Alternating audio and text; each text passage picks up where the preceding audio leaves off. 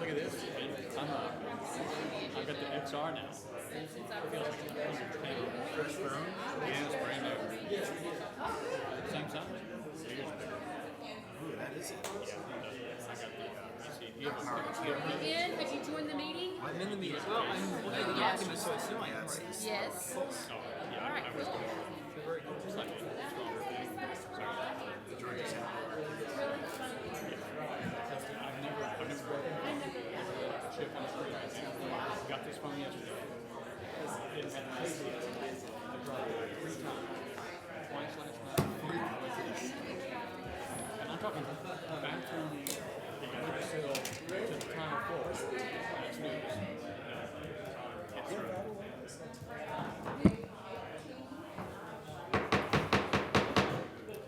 Okay, we're going to call this Thursday, July 18th, 2019 meeting of the Board of Education to order. And Alan is not with us, so I'm going to be Alan today, which is going to be a challenge, but we'll get through it, I think.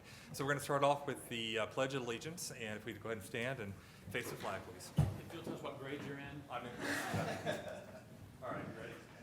I pledge allegiance to the flag of the United States of America and to the republic for which it stands, one nation, under God, indivisible, with liberty and justice for all. Okay, next we're going to do roll call, and I'll do the roll call. Going to start with Bob Moranto. Here. Megan Hurley. Here. Justin Eichmann is here. Nico Weitzman. Here. Tim Hudson. Here. Keaton Smith. Here. Okay. Next up, we have citizen participation, and I have not received any citizen participation requests. Is there any in the audience? Seeing none. Going to move over to board member liaison reports, and we obviously have an item for the Public Education Foundation that's lower in the agenda, so I'll pass on my report. We do have to reappoint the legislate or elect or reappoint the legislative liaison, which has been Tim. And Tim, I'm asking you right now, are you willing to, to continue? That is great. So if I could have a motion on Tim or somebody better. I move that Tim continue to be our legislative liaison. Okay. Motion by Megan. Second. Okay. Second by Nika. All those in favor say aye. Aye. Okay. Any opposed say no. Okay. That motion passes 6-0. And before I move on any further, if you all see us kind of looking around and trying to figure out what we're trying to do here. This is an early meeting in July. Our next meeting will be in August after school has started, if you can believe that. But we are switching over to a new system that you see on the boards here called Board Docs, and excited about it. It is going to automate what is a very laborious administrative process that requires a tremendous amount of paper. And if anybody has seen our board agendas, this is only part of it. There's a lot of paper there, and when you're talking about 7 different members, administrative staff that are here, Dr. Colbert, others, this is quite the effort to get together, and we've wanted to do this for quite some time, and we're fortunate that Jennifer has really stepped up to the plate and has worked on this, as well as Dr. Slocum, Eric Hatch back there, of course, Dr. Colbert. And we are newly trained on it. That does not mean this is going to go perfect. We're going to try to get through this, and I'm told come August and come September we will be pros at it, but we will see. So there will be times where there might be some awkward pauses. This has a voting component that we have to click when we vote, but we'll go ahead and do voice votes as well, so people who are watching can actually see how we're voting. But the nice thing is that this is going to be very transparent. You're going to be able to easily access and find documents, parts of the discussion. It's highly searchable, highly sortable, all those type of things that we kind of now expect, I think are going to be there. It's going to be a really nice addition, and I think it's going to save a ton of administrative time and hopefully be a lot more efficient. So bear with us on this meeting, and we will get better at it, we promise. So with that said, Dr. Moranto, did you have any reports on the Academic Advisory Committee? Let me look at Steve, but I don't think so. I think we're set, Okay. right? All right. So going to go ahead and then move on to Dr. Colbert and the superintendent report. Yes, Mr. Eichmann and the board members and the community, I just want to say that, this month is very busy in the sense that we have teachers, administrators, all are doing professional development. Even yours truly attended the National School Public Relationship with the public relation and communication team this week in D.C. So Holly and I did fly back to be here for the board meeting, but we had a very good meeting learning about the role of public relations and the communication team and what they stand for and how they can make sure that we have transparent communication and getting communication out correctly to our parents and our community. So it's a very exciting time, and we enjoyed the conference. So I'm looking forward to the information that we would bring back to share with the board and also with the community. Also, just want to remind you all coming up next week, as you know, we're still in professional development. I will have my leadership team, all of the district leadership leaders will be with me for our annual leadership retreat this Monday and Tuesday at the Don Tyson Agricultural Center there on Garland. So that's going to be Monday and Tuesday from 8 until 3:30 each day on those 2 days. So if y'all want to drop by and see us, please feel free to do so. And then the leadership team will be attending the AAEA conference there in Little Rock, July the 29th through the 31st. So we're just going to be busy learning a lot, and remember we are lifelong learners, and we'll continue to be doing that throughout the month of July. And then for your calendars, board members, don't forget we're going to have our new teacher orientation on Monday and Tuesday, August 5th and 6th. If you can, we ask that you be with us on that Monday, the 5th, to greet the new teachers at the annex there on Ray Street. So come out and be with us. And then convocation of a big day where we all would come back and greet all the staff members on Wednesday, August the 7th at the high school arena. So we ask that you be with us that morning from 8 until 11. And then we'll see all the students coming back to school on August the 13th. And just a few updates. As you know, maintenance has been very busy with cleaning all of the schools and also getting up those parking lots that's due and also installing intercom systems in some of our buildings. And then we are on track, right, Dr. Slocum, with the parking lot at the high school. It's looking great. Hopefully you all have noticed the progress. So we are on schedule. And so hopefully by August, before school starts, we will have those completed. And then the softball field, as you know, we're doing a transformation there. We're on schedule to have that completed as well. And then we are 50% with the progress completion on the warehouse, nutrition, and transportation building. On schedule, looking great there. And then also, as you know, we have done the facility assessment piece. That's on schedule. We should have that information back to the district within September. We'll analyze it and bring a recommendation to you all in October. So we are on schedule with all of those items. So been very busy, getting ready for a new year. Looking forward to it. I'll just jump in and say, if anybody looks at your calendar, it's pretty crazy. And Yes, as I say very often for you and most of the people here, I'm glad I don't have your jobs. Thank you. Something that occurred to me when we did our the tour of the warehouse facility, it was never been air conditioned. And if you can imagine a day like today being in that facility and how that's going to be very different when that new one comes online, it's a really good thing. Great. Thank you. Imagine suffering a day like today in there. Okay, go ahead and move over to the consent agenda now. And again, bearing with us a little bit, if there is an item that we need to pull out for individual consideration, Jennifer and I will have to see if we can get that done through the system. We worked on it a little bit today, but if not, I'll entertain a motion to accept the consent agenda as presented. Okay, motion by Tim. Second. There's a second by Nika. All those in favor, say aye. Hi. Aye. Any opposed, say no.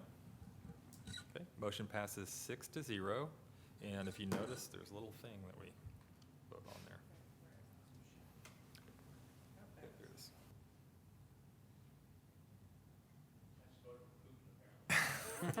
We all did. I didn't mean for that to happen. All right. Now I'm just going to look over at Jennifer and make sure we're good.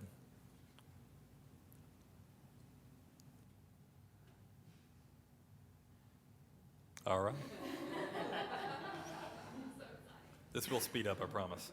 Okay, next up we have a presentation on safe plans. And Dr. Slocum, are you going to introduce that one for us? Thanks. So among some other things we've been working on, one of the things I did want to mention, Mr. Tate and his group, like, whoa, in the month of June, they completed 388 work orders. Among everything else we just talked about, they also are doing things in the building, which is just unbelievable. They're amazing. We have a presentation. Dr. Colbert led a safety task force and a group working together to complete and prepare and ensure that we're better prepared in the future for any potential disasters that we could have, and that kind of runs the gamut. It has provided us an opportunity to really look at our strategic plan and find out how are we really following through with the mission and vision of what that says, along with do we have any areas that we could have better congruence. And so Ms. Williams offered to give a kind of a brief overview, a presentation of what that looks like and how that looks in her building, and what steps they've taken to begin and further implement the safe plan process. And so I'm going to turn it over to her so she can share with you what they've worked on.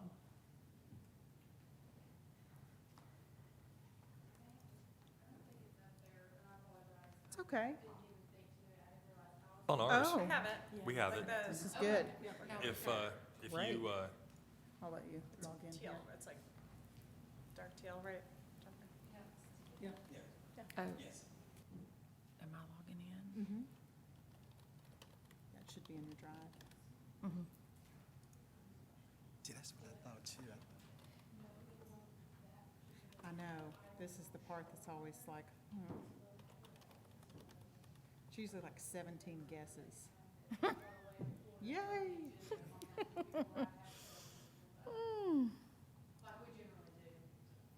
And then just the tic-tac-toe board, and then drive. And then go to Maybe you went recents, to the and it's agenda? probably at your top. I'm glad you're here. why don't we could do the Elmo? Well, I don't know. It's Let's see. Did you save it to your drive? Chris, Could you sign into Word Okay, Docs on let's that computer? should be right there. Okay, let's go back to the tic-tac-toe. No, that's not, that's, no, she's doing good. What? You can do it, Rachel. I didn't change my password or anything, so.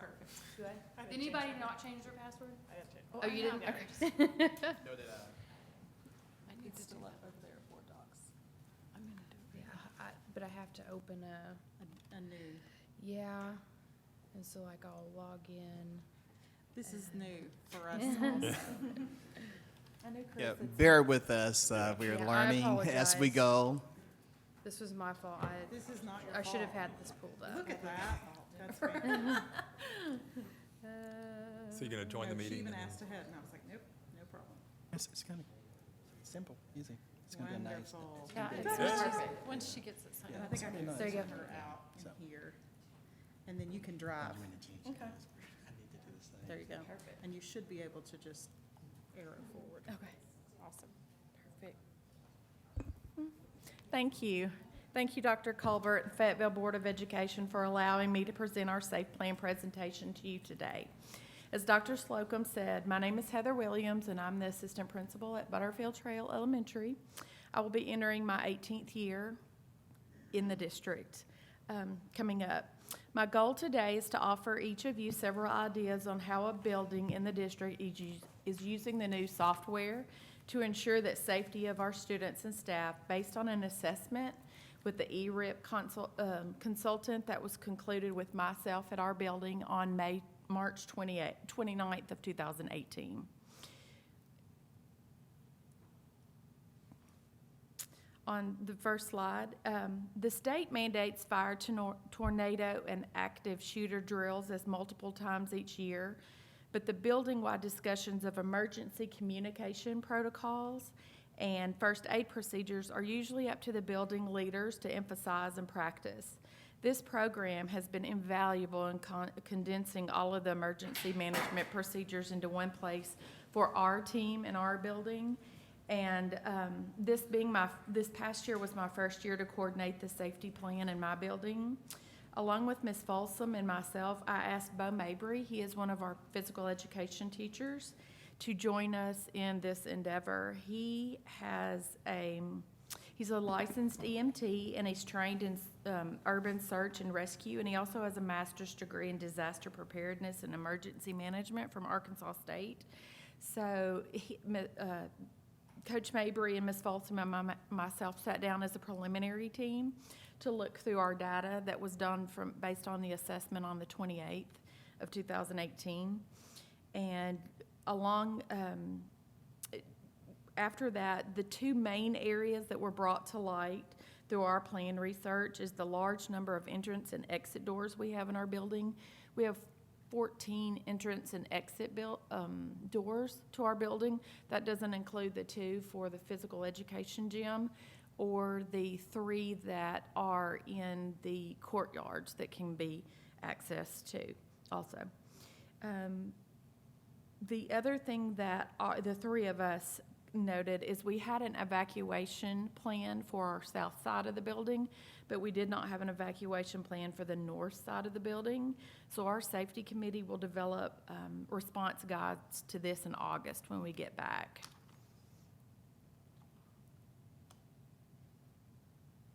The mapping feature is one of the features that has been, to our committee, one of the most valuable. It drills down to building, aerial photo of the building, and then to the building itself inside the halls, and then into the classrooms. And I just put a example in here for y'all. So this is the aerial photo of our building. We can go into the program and click on any picture and see the picture of what is there. And then this is the inside of our building. The gray cameras are the hallways that we can pull up at all times. And then the red is the classroom. We've pulled up, this is new to us this year, and we have pulled up hallway videos more than once. So when you say pull up, you can access the video through that? Okay. Do they record or do they just let you see? We have a video record system that we have. Yeah, live and it's recorded, yes. And so then this is just a picture of a hallway that, classroom, 3rd grade classroom. So our emergency responders can see exactly where they're going into. This is the back of the class, and then there's a picture from the entrance of the class so that they know what the class looks like before they ever enter it if they need to. And then the next steps for our implementation, we're going to train teachers on the use of the ERIP system during back-to-school professional days in August. Ms. Folsom and I have dedicated a couple hours in August when they come back to train them on this plan. One of the good things about this plan is that it has an app that we will all download on everyone's phone. So in the past, we had binders, big, thick gray binders, and you had to go through that, and we would learn it. But then when the emergency came and you're standing out in the hallway or out in the parking lot evacuating, you're like, okay, what do I need to do now? They have the app that has everything on it, or they will have. Safety teams will be will meet more frequently to review effectiveness of the plans based on the building data that's now available in the drills procedure of the system. We've always in the past timed our drills, but the drills feature in this system is a lot more sophisticated. And what we will do is meet with our teachers.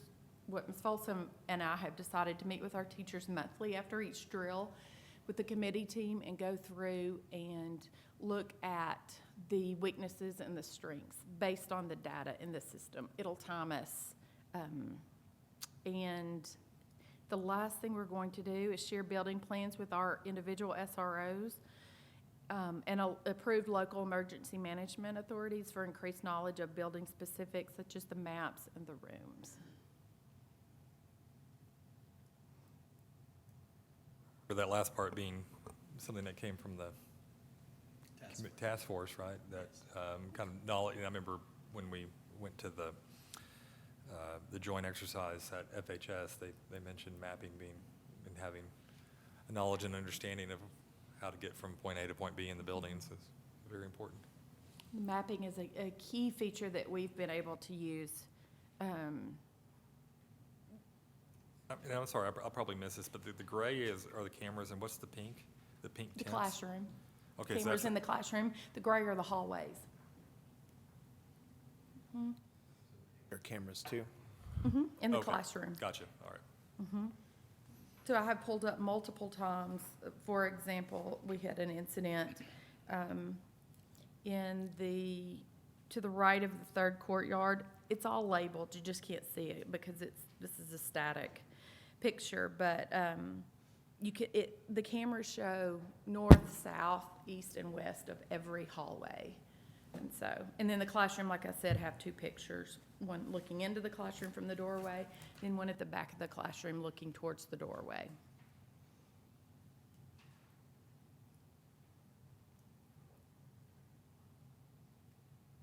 Any questions for Ms. Wilson? Is that it? Okay. That's great. Thank you very much. It's much more robust than I ever It's- imagined. It's great.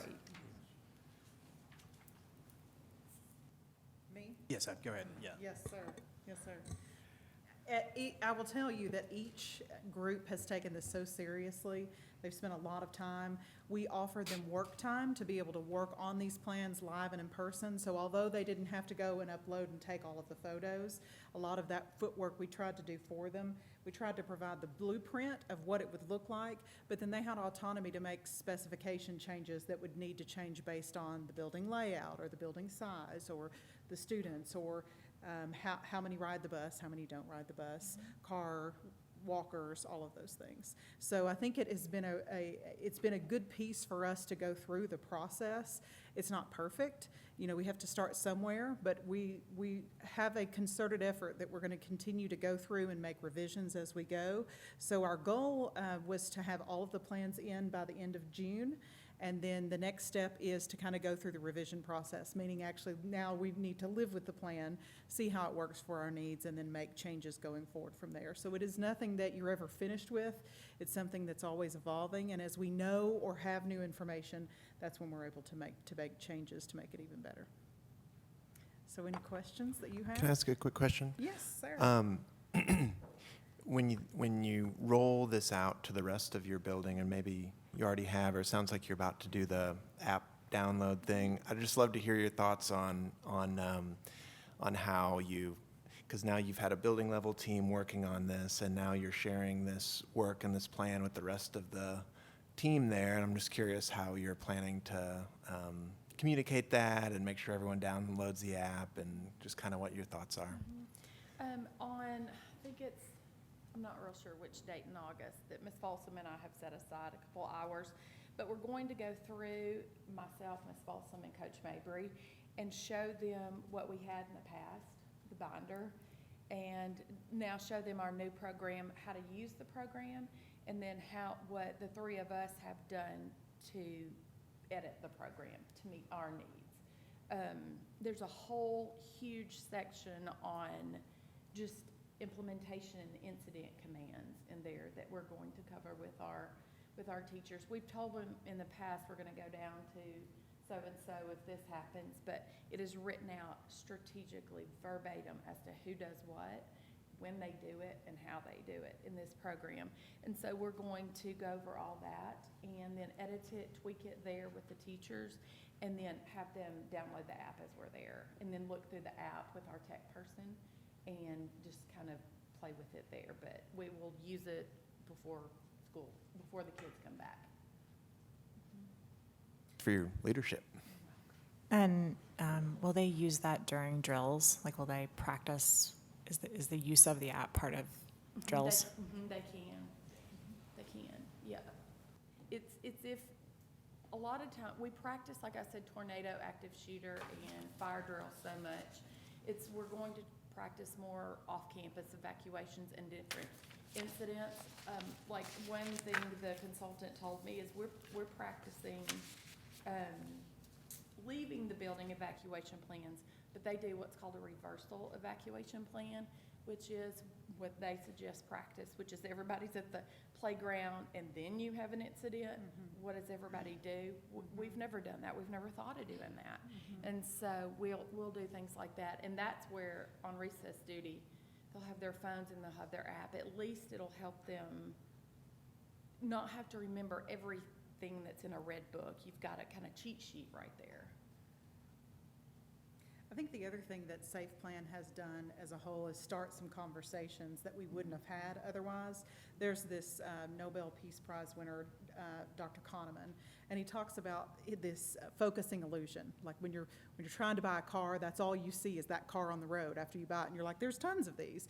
Or you really focus on something, and that can also happen in safety when you've only done it the way you've done it. You've only disengaged the same way. We practice the drill, but we only do it this one way. So having that productive disturbance to where it is unknown and it isn't scheduled and you're not where you normally are, what do you do in that?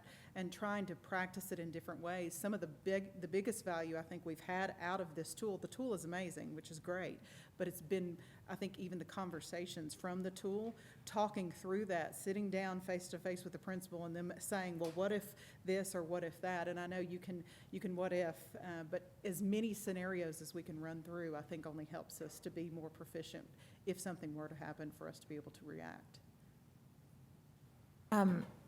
And Heather, is this a part, will you share this with families, like at back to school night? Is this a part, what's your thinking around talking about that with families? So it's a fine line. It One is, so that's, yes, agreed. One is it's a fine line because you do want to provide information to ensure that there are protections and we have taken measures. However, you don't want to provide maps necessarily or guidelines as to how to. So yes and no. So we are providing this information to emergency responders, the managers that are on site for that those particular evenings, so that they have access login that they could then dispense and share with other 911 operators.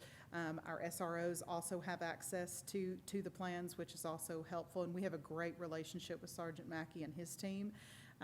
But in terms of public consumption, there's only so many things that we would share.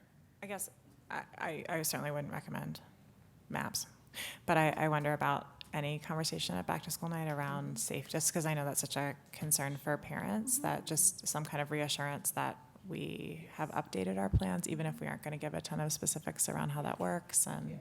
I think that's a great idea. Just even an outline of what safe plans we as the building have edited. We do have a plan for this, and we have there's a reason we do active shooter drills, even though some, it's not fun, and sometimes parents don't like it, but we have to do it.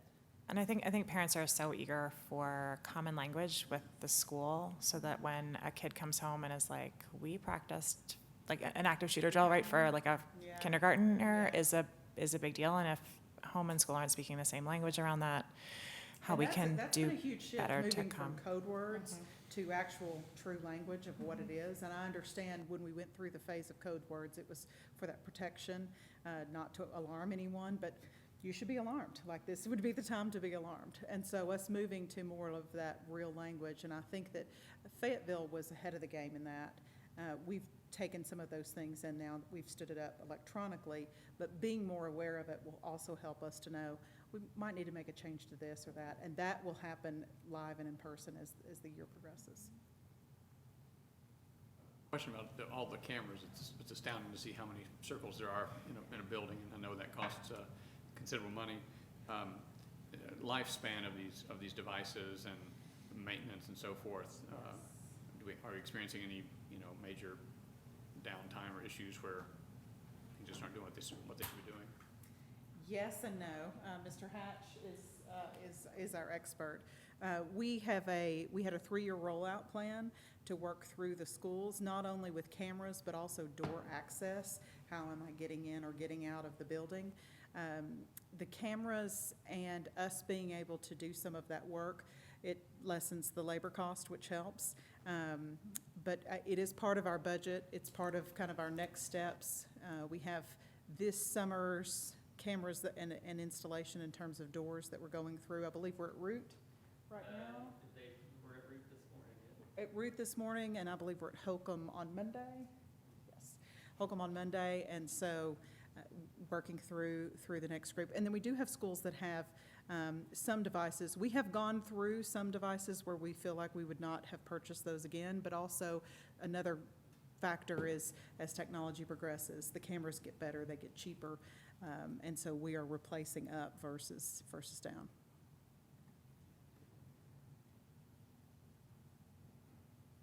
Thank you very much for the presentation. Appreciate you being here. Great information. And she volunteered to do this Uh, on summer break, and so we appreciate it. Thank you. A little summer activity, thank you. You Okay. should have had her sitting in a classroom in Owl Creek, and then we'll, zoom in on the camera, and you get done the presentation. That's true. Next time. Virtually. Very, very true. That would have been really cool. Production next time. So next up, we have, we're going to go into new business and the SSC contract, and Dr. Slocum again.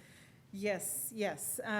So we have worked through this last year. If you'll remember, we brought on SSC during the 2017-2018 school year as a potential solution for us to make better in-game on our cleanliness and just in terms of overall service happening at FHS.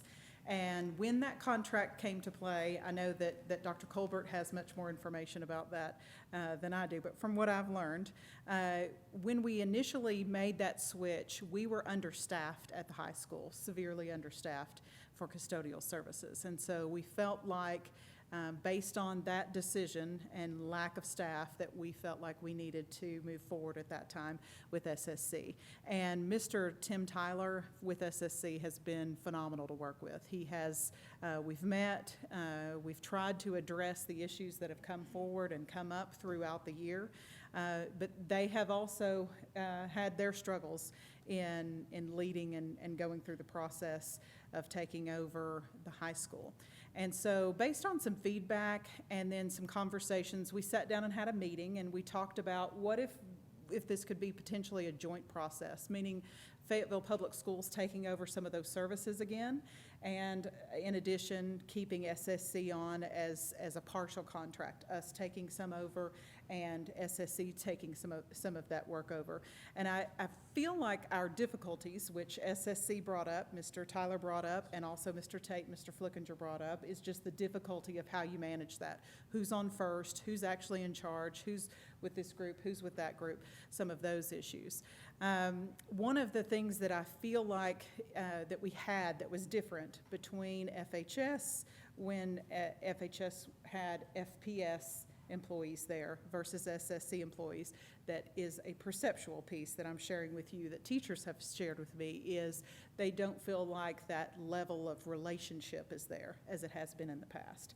And so I do feel like that we have whatever you decide that we're going to do, is we've got some relational work that we've got to do at the high school.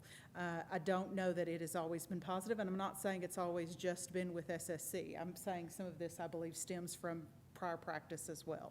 But I'm just telling you, in terms of customer service, we want to do a really good job. We want people to be proud of where they come into and proud to come in where they come, and kids to take ownership and be proud of the place where they learn.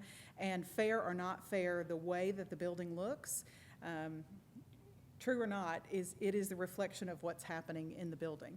And so Dr. Dostal and I have had conversations, and that leadership team and I have had conversations. I've talked a lot with Dr. Colbert, and I know you have all gotten separate feedback. But when we got the joint proposal back, the reduction in cost of that joint approach Fayetteville FPS taking on ownership and SSC taking on ownership, I don't know how we make that cost neutral. Meaning, I think it would be cost prohibitive for us to take that joint approach, not only from the standpoint of who's on first, meaning who's in charge, who do I go to for what issue, but also I don't know that it gets to the root cause of what I've heard feedback from teachers, which is, I need somebody I can go to that I have a relationship with, and I know what their name is, and I know where to find them, and I know how to talk with them to get my needs met. I don't need teachers worrying about that part. I need them focused on teaching and learning. So the conversation that we've had ultimately is we feel like that at this point, taking back over the services through FPS is where we've landed. And we feel like, based on the square footage, that the minimum that we can do that with is, one, we need a supervisor that's there, and the supervisor that is there all the time. It is a small city to run. It is a huge, huge endeavor. So we need someone who's going to be there, who will be the face of that customer service. I need to be able to assure a teacher that when something goes wrong or something's not going well, that there is a point of contact for them, that they're going to be there and they're going to follow through with whatever that request is, be it reasonable and be it attainable. At the same time, we feel like before we had a staff of about 20 at FHS. We know how that ended. We know that did not go well, and that was not enough. It was too much square footage for that group to be able to attain. So our goal is to go out and obtain and try to hire 28 quality people that can come in and get the job done underneath the supervision of that person. We think we need a supervisor that's there in the daytime, and we also think we need a supervisor at night.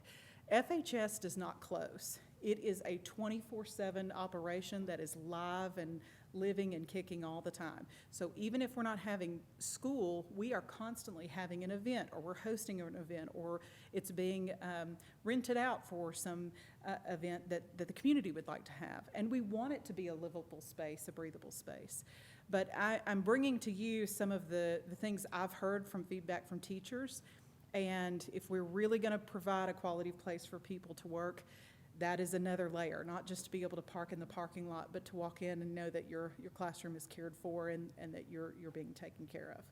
And so I know it seems it's on that Maslow's hierarchy of needs, but I also need the participation, and I've told Dr. Dostal, we are going to be changing the schedule for FHS, and food is going to be in a specific location. We cannot have food all over the high school. I can't have students eating lunch in classrooms. We need to have some designated areas where we say this is where you can eat and this is where you can't eat. And that will also be a change and a shift for students to have designated places where we're going to have food and drink, because that was another issue that FPS faced and also SSC faced, is there was food that was allowed all over the place.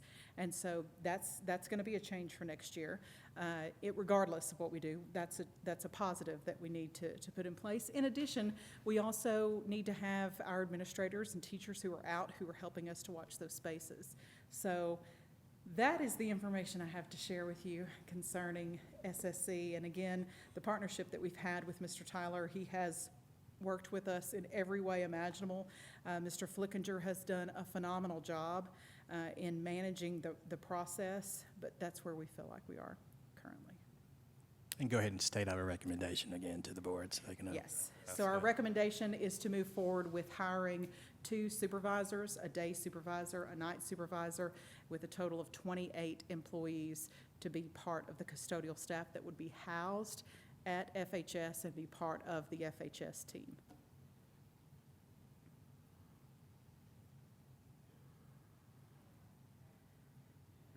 No. I'll just say 2 things. This has been a problem for 5 years at least. And so, I think we've tried a few things. Maybe we should try this too. And the other thing I'd say is just as a parent, it's a shame that kids, a lot of kids will eat lunch with teachers. A lot of important mentoring goes on there.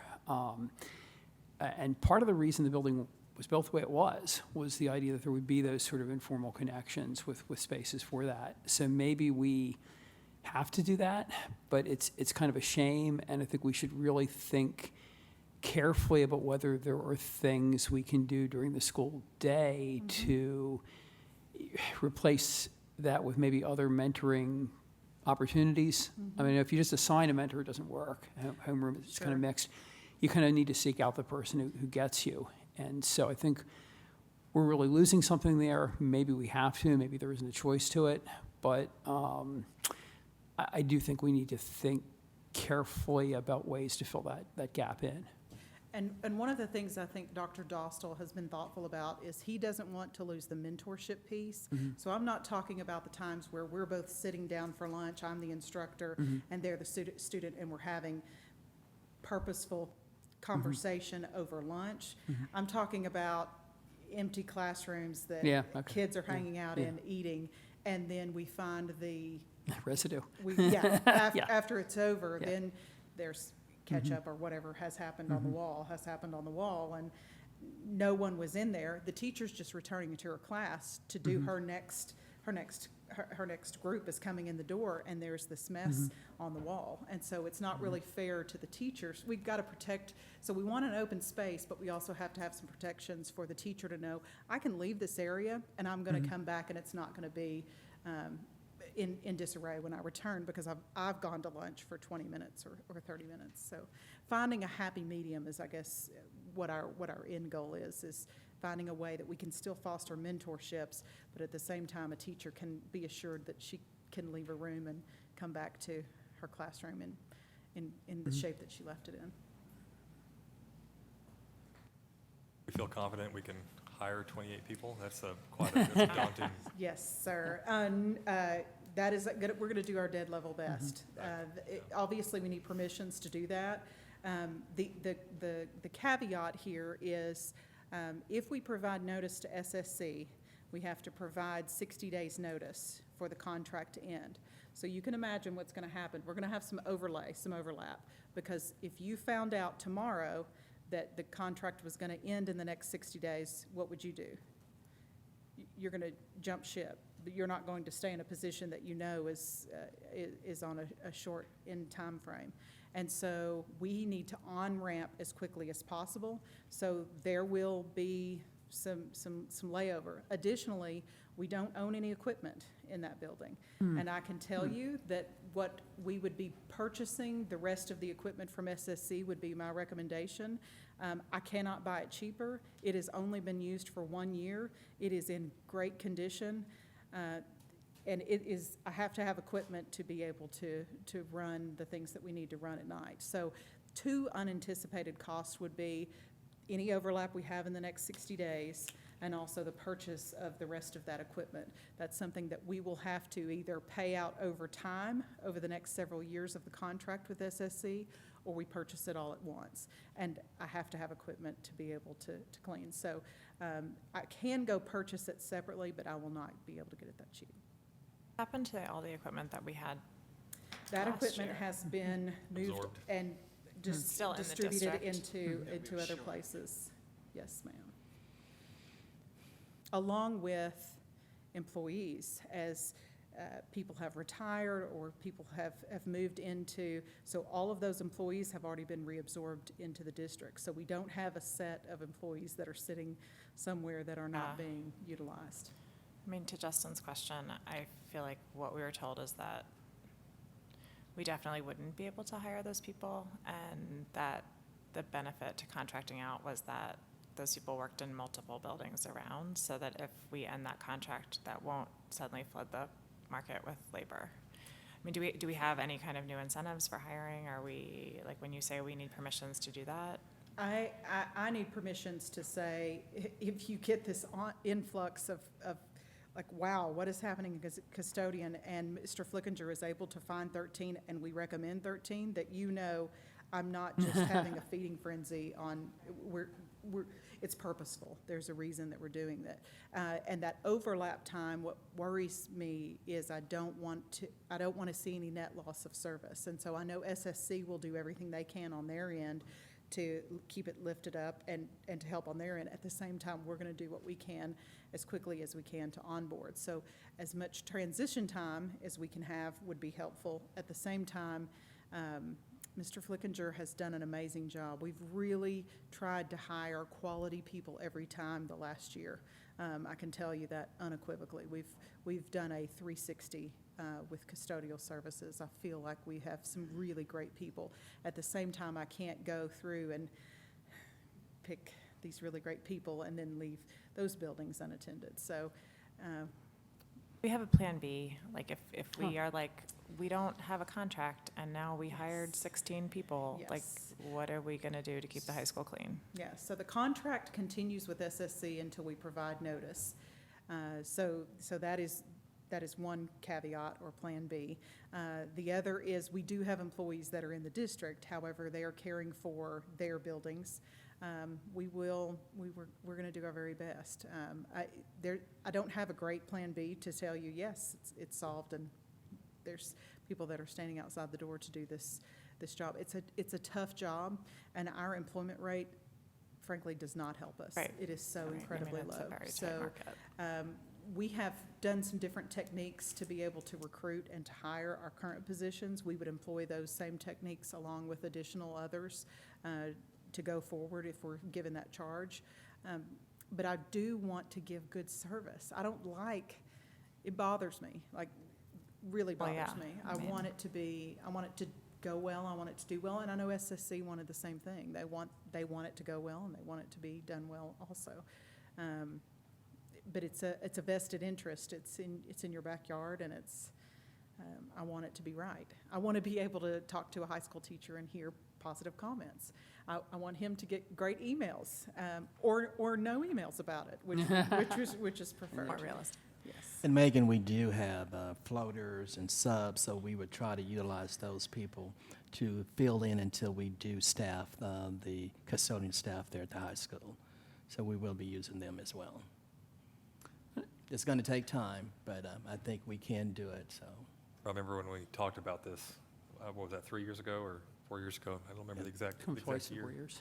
But, you know, it wasn't done with the idea that this was going to solve it. It was expressly It's like a pointed out trial, that this yeah, was a that's right. trial and it may Yeah. not work, and Yeah. we may have to very well do something different. But I think it was being done to try to provide better service, and you know, I think we're still in search of how we can do that, because nobody wants to have what is our flagship building, what I think is probably the best high school in the state. The way it's Definitely. laid out and built, and you don't want to have complaints about the condition. So. And also that relationship piece, that's a Mhm. big piece too, that was missing. SEC has done a great Yeah. job, but that piece is missing. We really like to get back to that. School's different from a factory. And the way Yeah. to do that is bring it back in-house. And from, just like as a parent, I also think about the kids that are in that building who are making messes they don't clean up. And I mean, we do have a soft skills focus on our strategic plan, and I feel like leaving a place better than you found it, not splattering ketchup on the walls of an unsupervised classroom might be a skill that we want to impart to our students. I don't Agreed. know how to approach that, but I'm sure there are people in the district who do. And we are redoing the lunch period, where the kids can eat. Remember, that's going to be part of that as well. So we're going to try to control that by making sure that we bring everyone back into the cafeteria. This is probably, there are probably good reasons why you don't do this, but I have to ask, have we made a big push to hire our own recent graduates with the hope they would have a little more ownership of the place? We would love to hire anyone Great, okay. who would like to Right, work. great. In transportation, Uh-huh. custodial, food service, those three areas are challenging areas to fill constantly. I really feel like, as I said, Mr. Flickinger has done that in his division. I also feel like Ms. Moracek has done that in food service, really trying to hold the line to get the very best every time. We're serving the best commodity we have, which is our students, and it's important. I want to jump, also, Nico wants to say something on what Megan just said. That is it's a huge long-term challenge, and we really need survey data on it and things like that, and a lot of careful thinking about it. How do you get kids to have the kind of relationship with the school where they won't mess it up? If you build that, Yes. a friend of mine ran a school for 10 years in about the most dangerous part of Philadelphia. I used to do field work there a lot. And I remember there were 14 murders in that neighborhood the year before I first went there, 6 months before I first went there. And he used to say that he never had any never any metal detectors, anything. He used to say that really school security is all about everybody knowing everybody and caring about the place. And building that is really hard, and it's a multi-year thing. But I It's think it hard, is. but something- not hard, but I don't think you need survey data. I mean, I feel like if you have supervised students and you're like, clean it up, like you splatter, like clean it, like it's not rocket science, and I don't know that it requires. The more feeling of ownership, the less supervision you need. It's a trade-off. Right, but they're children, so they should be supervised. I don't know. I mean, this is a transition that already started last year with Dr. Dostal. I mean, he's already, some of the areas that used to be free game for lunchtime are no longer. And so the kids kind of learned, like, we've lost our privilege. And of course, the unfortunate thing is it's like anything, it's a small handful of kids that are making this a problem for the entire student body. But I do feel like he handled it very appropriately and just, I mean, it's like the warnings were given, the kids didn't follow the rules, the areas are no longer available. So I think that part of it was handled well, but I do feel like, to Bob's point, it's like these kids have been given this beautiful facility, and so there is some type of, like, spirit. And I know that like we have Dog Crew and Coach Fife who are out there, you know, communicating that message that you need, this is your home. Yes. And if you're not gonna take care of it, it's not gonna be taken care of. And so, yeah, I think that, to your point, that's a message that these kids need to have repeated over and over again. Because without that, they just feel punished, and it probably kind of makes them angry. I know there was some frustration with the kids that were picking up after lunch. So it's a tough, I mean, it's a challenge. But it is what it is. When you have 26, 28 people trying to keep a place clean, you can't let kids just, eat wherever. I think it just is like part of what we're doing there. I mean, I think when we talk about those soft skills from a strategic plan point of view, like, it is hard, but it is exactly the lift that we're supposed to be doing. Like, that's. Yeah. John, you recall probably 10 years ago when we started talking about, contracting out, and there was a huge outcry about that relationship piece. It's kind of like people saying we don't like Congress, but my congressman's okay. So it was like, we need the buildings clean better, but don't get rid of the person that we like. And our family will never forget Washington custodian, Mr. Cecil, who carried my older son when he got hit in the mouth at the golf club on the playground. He was the one who picked him up and got him into the school and, looked after him. And so the relationships and connections are vital, but so is performance. And so I think trying to find that balance and taking one step with a contracted service hasn't delivered exactly what we need. So we'll take another step and redouble efforts to try to hire people who will stick with us. And the economy, it works against us. I work at Washington Regional. That's a constant battle is to find environmental services staff, particularly in a hospital setting. Tremendous turnover, because if there's another job that's paying a $1.50 more an hour, people are going to take other opportunities. Please have them call us. Yeah. Yeah. I'm not going to get into a tug of war. Okay. Well, this is on new business, and it'll be back before us in the August meeting, is that? or Well, is this no, something that actually, we need to go ahead and vote tonight so we can have that, we have that time frame that we have to deal with. Yeah. Then what, and I'm sorry if I missed that, but what, I mean, if you need a sense from the board, I think we can definitely do that. What exactly would we be voting on? You would be voting on allowing Fayetteville Public Schools to move forward to hire a custodial staff and services for the 2019-2020 year. And then, in addition, allowing us to make notification to SSC that we would discontinue services at the end of the 60-day period. And right now, the contract is up in October, is that what? It's on an automatic renewal. Right, but is it on the October cycle? Is that when, or is it just whenever? I believe it was signed in March Okay. of 2017, is that correct? The contract that's in Yeah, board that's what I was doc, looking at, was the one in the pack, the amendment in the packet. Either party can terminate the agreement upon 60 days written notice. So, for example, if Dr. Colbert were to provide notice tomorrow that the contract is being terminated, then it will expire in 60 days. So Dr. Slocum is asking for your approval to allow the superintendent to provide that notice of termination.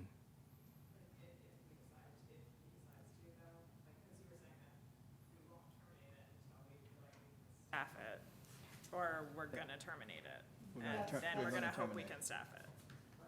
Yes. B, okay. It is.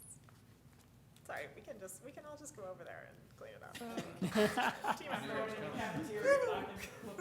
I think I can make a motion. I would like to move that we give Fayetteville Public Schools authority to hire up to 28 custodians for Fayetteville High School and to provide notice to SSC of the termination of the contract for the coming year.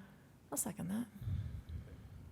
Is that We have right? a motion, a second. Is there discussion? Yeah, I from the wasn't board? sure, what I thought I heard Mr. Lawson say was simply the notification of termination, and then they would proceed with the rest of it, but if, I mean, that's, you said up to 28, I mean, that kind of, Thought Well, we needed 28 to plus give 2 permission. supervisors. And one additional caveat to the motion is we really would need to purchase the equipment. Oh, right. And that is gonna be over a $50,000 purchase, just so we could go ahead and have the equipment, we could include that as, So in other words, we'd need to, then you wouldn't have to come before us again for Yes, ma'am. that. Yes.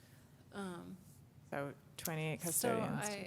and so up to 28 custodians and additional equipment necessary to, we just wanna purchase out the leased equipment. Right. We're on to a, purchase, quick okay, contract. yeah. it's 'cause on we a don't- 5-year lease. We've Purchase out paid the 1 SSC year, but we equipment, need to pay yes. the Yes. remaining 4. Okay, to finish paying out the leased equipment from SSC. Thank you. yeah, Something like another that. question then. That's what, You what's said the, it can't be budget neutral, so I'd kind of like to know what this big round number is of,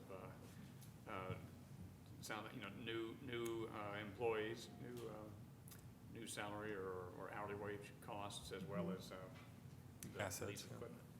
The equipment is, I believe, the rental, the lease agreement, which I don't have right in front of me, is, I believe, 59 per year. Is that correct? It's good memory.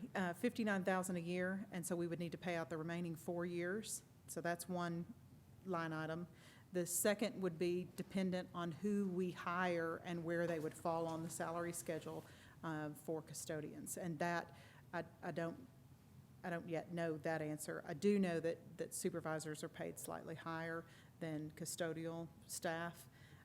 But we feel like we've got two really good options for the supervisor position that could help us with the day and the night. So that we feel like is really our first step. 1, get the equipment. 2, begin working on supervisors and then moving forward from there. Is there a ballpark estimate of what an average custodial employee costs us?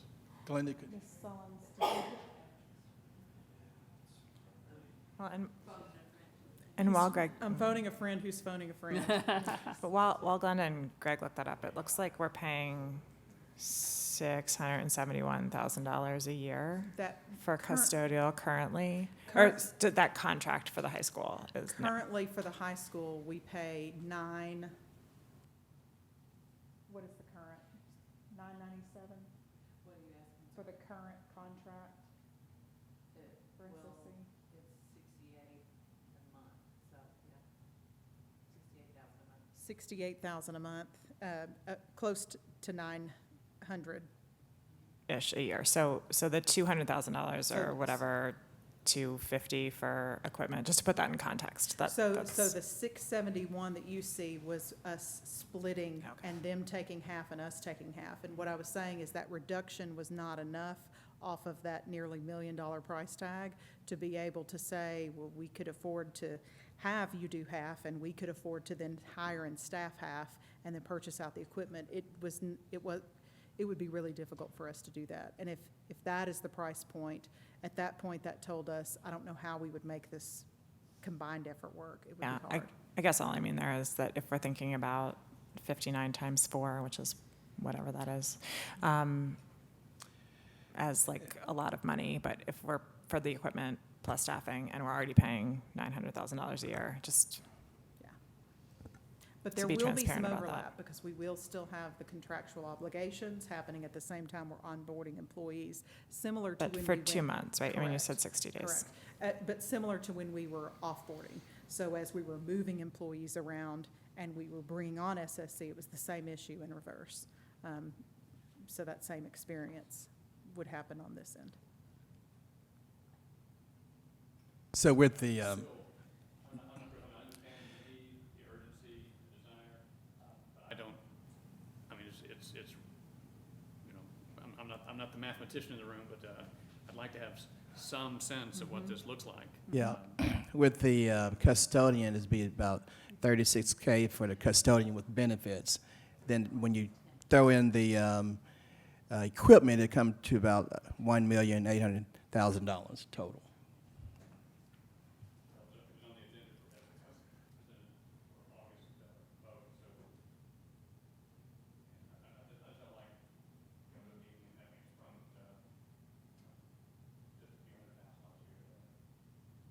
Okay.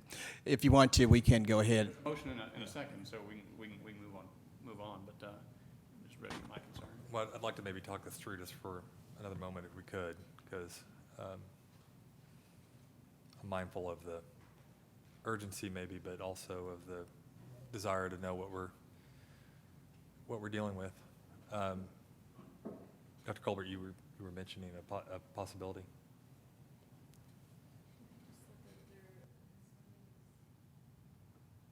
$36K. So let me look at this. So the total with the grand total with the equipment is $258,000, and so the total for the custodian benefit approximately 1.8 million. So put those two together. Yeah. Yeah. Yeah, 1,000. 8,000, not Right. 1,800,000. No, one. Yeah. Correct. 1,008,000 is the yes. total. Right. And what's the, Just- and maybe I'm confused here, but we're paying a lot in the current contract, which presumably is going to be saved. So what's the total increase?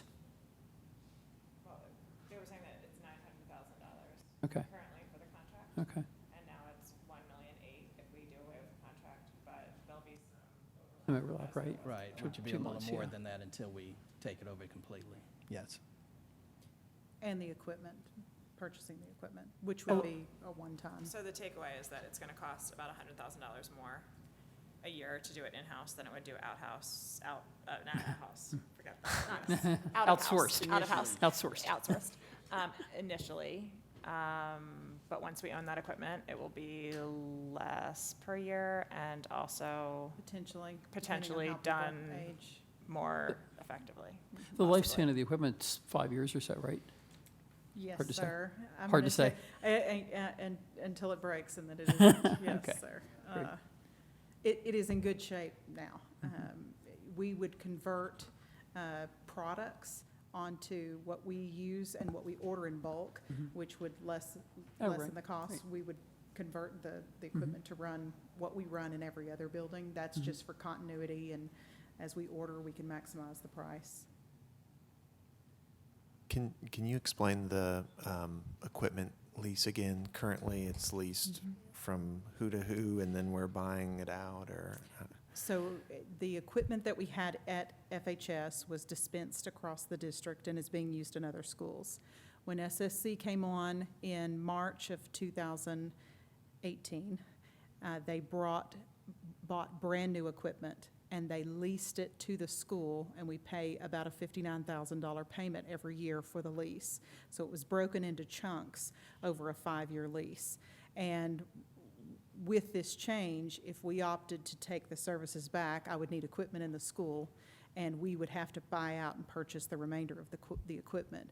I cannot purchase that equipment cheaper than that, and the equipment is only a year old. So my recommendation would be to buy the rest of the equipment to restock what was taken out of FHS and put in as replacement parts across the district. And that's we pay the $240,000 all at once, or we keep paying the $59,000 a We- year? We pay it all at once to Okay. SSC. Okay. And then we own and service the equipment from that point forward. Okay, thank you. Can I make this maybe conceptually a little easier? Because, I mean, essentially what we're doing is we're terminating a contract and we're increasing a budget and we're approving expenditure of funds for purchase of equipment. Can we just think about it along, because I mean, we approve a budget for maintenance that has a level for your salary and for your salaries that you pay and for equipment and supplies that you need and all that sort of stuff. And essentially, I think what the decision we're making or talking about is whether to end that contract that provided that service, which had an amount of money. I think I'm hearing that what that in the end means is that we're going to be paying $100,000 more a year, but we're also going to have more people working, providing a better service. We would hope, and along with the supervisor positions. I don't know if we had that before. So essentially what we're doing is we're just moving the budget up a little bit, and we're giving you authority to buy the equipment. So that's in general what the situation is. I think I've got a little maybe off track here is that typically we have a meeting where it's on new business and then comes back before an old business, and we're kind of jumping ahead on that one, and I understand the timeline. However, I think that's why we're having a little bit of Oh, for sure. a struggle here. For sure. That is before you. But conceptually, we haven't had a vote on this, but just kind of judging from the conversation, I think you had a lot of heads nodding and agreeing with you that we probably need to change the type of service. I think it was really the nuts and bolts of it where I think we've hit a problem issue. So with that being said, though. We is just me. Well, I mean, no, I think no, you're it's, right. I agree with you. I'm with you, Tim. I Well, if understand we're your going- point. If we're, the need is that dire, and we're putting it in front of us, a month ahead of how it would have otherwise, I would have liked having something more than phone a friend and each of us pulling out our calculator trying to figure something out. It sounds like it's about 100,000 or so. That's, and $100+ million budget. That's not going to break anything. We got to have a clean school. But yeah, I prefer a little more in front of us than.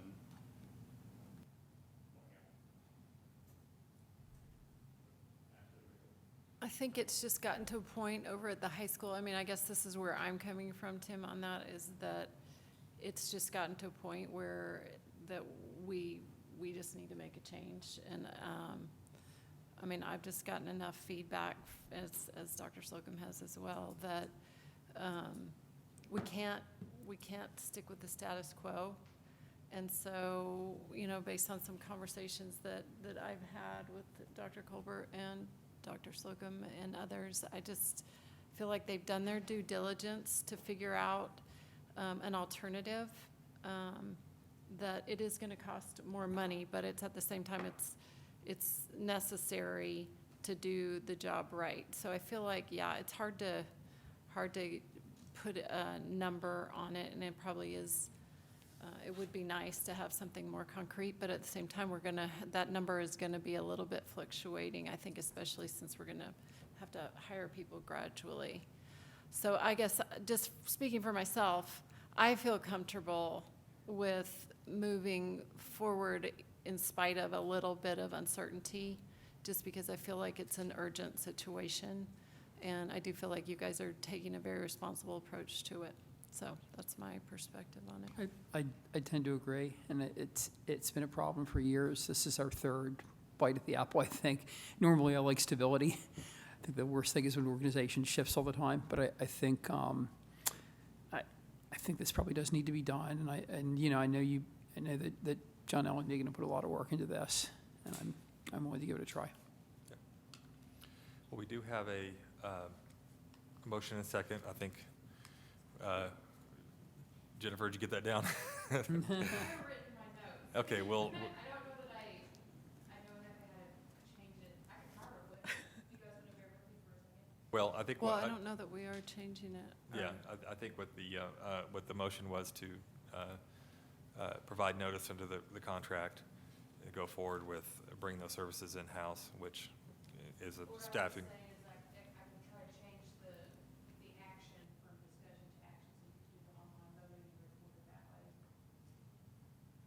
Can we just go ahead and do a voice vote and move forward on that? I'm not sure.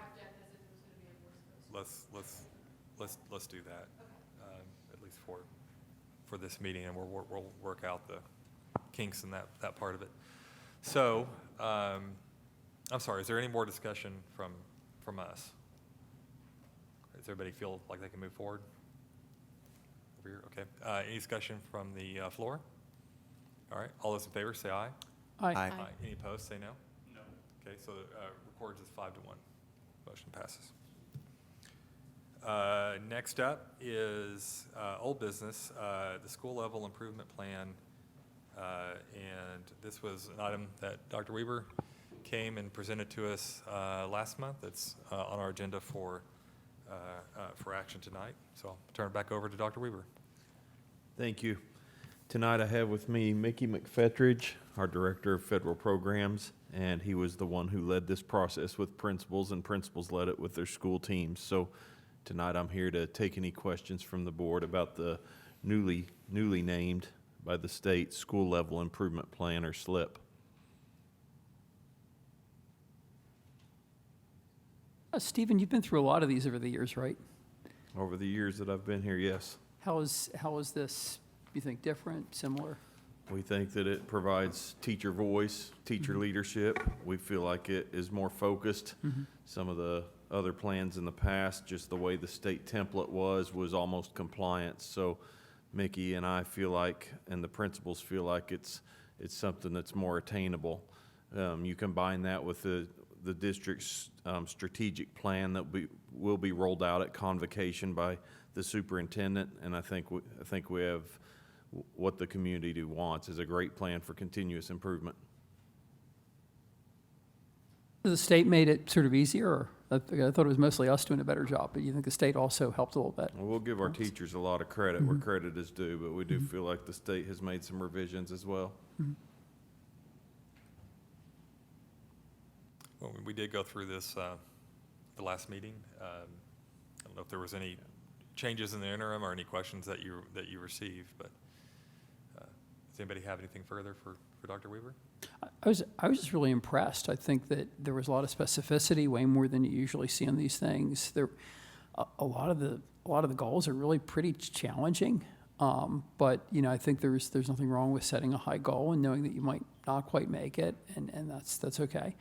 From talking to folks, I was generally impressed with the staff input, which is it's never perfect, but I thought there was a lot more than usual. So I was. I'm usually not a big fan of these things, but I was really pleased with the work that you folks did. And I think it's a big credit to your leadership. It's a big credit to the principals, to a lot of the teachers who put in extra time for this. So I just want to say I have a vote of confidence in it.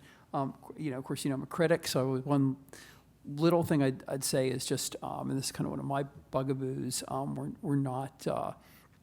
In approving this, we're not necessarily approving specific tactics. So I've heard people say, people say the board says we have to do X, Y, or Z. And so, no, we're approving goals. We're not approving specific tactics in terms of, with rare exceptions, a few curricular things. But in general, we're not approving tactics in terms of curricula, schedules, things like that. The other thing I want to add in is, I think there's a lot of things that we get from having a lot of time during the school day for informal interaction with teachers, with your mentors, for teacher-guided study, for test retakes, things like that, that really make this place so much better than where I went, so much better than where my wife went. And I look my neighbor in the eye and tell her that I think my kid's getting a better education at Fayetteville High than at Haas Hall. And I know that as we go forward, we'll still be able to say that. So I would just to say that. So. Thank you. I have one question. The science of reading RISE training that's referenced during the school year, in general, what's that look like? It's a new state mandate, and we have 4 RISE trainers in Fayetteville Public Schools. You may have known them as reading interventionists or IFs in the past, and those 4 happen to be women, so those 4 ladies. have started that training in the spring, and they've continued that training this summer. And we've been training teachers and administrators, and we can get the plan for the school board members to see. Dr. Campbell is in charge of the plan, the strategic plan, but we are going through training, and it's different at the high school level, but all teachers are teachers of reading. Right now, there's a heavy emphasis on the kindergarten through second grade level, but all of our teachers will go through some sort of training, including our staff is called the Office of Teaching and Learning, and several of the videos we've been required to watch along with secondary teachers. So right now they're video training along with face-to-face training, and so every school district in Arkansas has to provide some sort of RISE training, and we're doing that through our 4 RISE trainers, and they all have certifications in reading, which go above and beyond what a lot of other districts have. So we're fortunate to have highly qualified trainers. Tim, I'm really glad you brought that up. That was something I wasn't super enthused about, but it is a state mandate, so we have to at least sort of kind of do it, so I guess. The state's not providing any money for that, though, right? It is an unfunded mandate. Once again, so maybe the state legislature can look at that. So. I'm back on the team now, so I'll be happy to move that we approve the slip as I presented here. Have a motion from Tim for approval of the plans. Second. All right, second from Nika. Any discussion from the board? Further discussion? Any discussion from the floor? Okay, all those in favor say aye. Aye. Any opposed, say no. All right, and I think that passed 6-0, and your pop-up came up. Thank you, Mr. Eichmann, and thank you to Mr. McFetridge for his leadership. Thank you, appreciate it.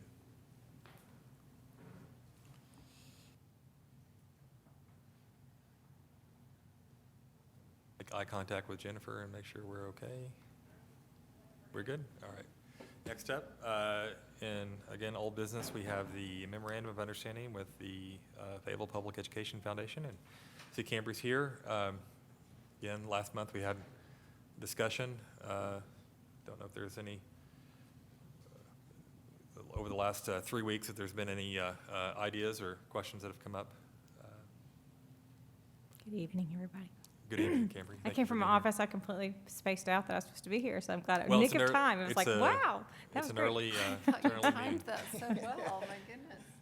I assume the draft memorandum will be updated with the current board officer You are, signing off on. You For are me as right. well, we've changed over on our board president, so that would change on my end as well. Who's your new board president? Ted Seago. Okay. Good.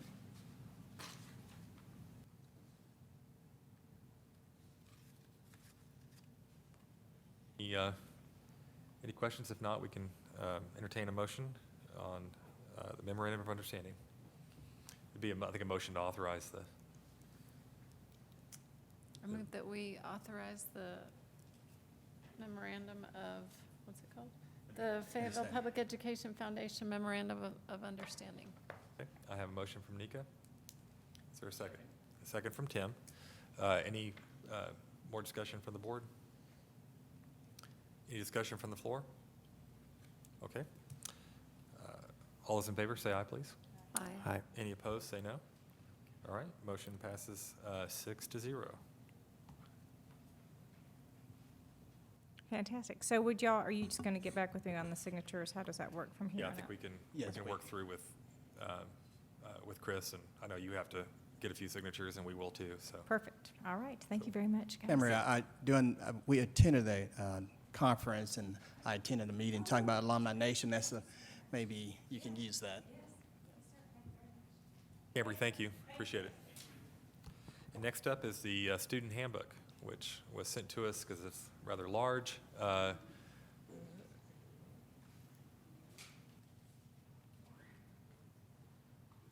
Is it linked on there? Oh, wow. Oh, well, look at that. It is linked. I would like to, first of all, thank Dr. Ben, who is happily in Oklahoma now, for working so hard on policies.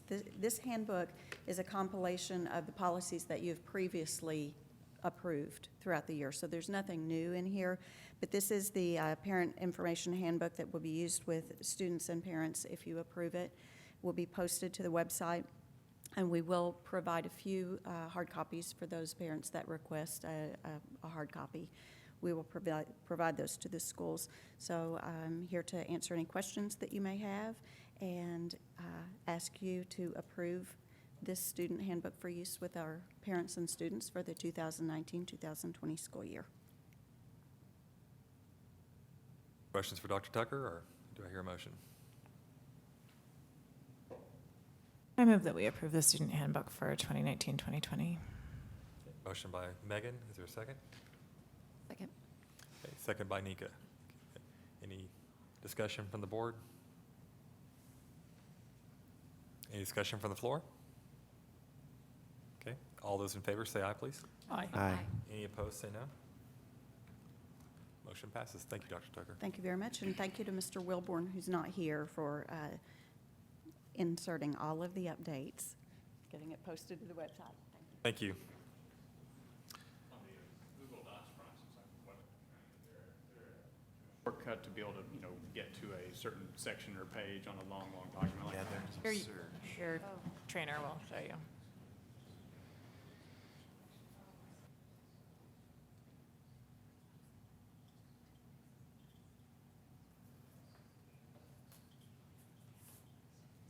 We have to vote too, don't we?